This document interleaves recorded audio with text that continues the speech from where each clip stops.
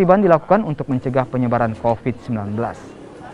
Satu persatu warung makan dan kafe dirazia penegakan hukum COVID-19 Kota Parepare, Sulawesi Selatan.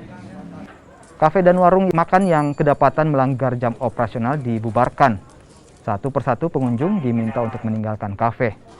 Sementara itu, pengelola kafe yang bandel diberi sanksi administrasi denda Rp500.000.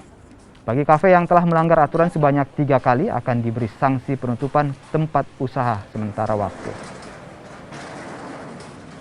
Tadi ada berapa Pak yang dikenakan sanksi? Ya, tadi ada 2 kafe dan warkop. Jadi tadi sudah melewati jam operasional, menghampiri 22. Masih banyak pengunjung dan adanya kerumunan. Jadi kami menghimbau kepada pengunjung untuk pulang masing-masing dengan tertib ke rumahnya.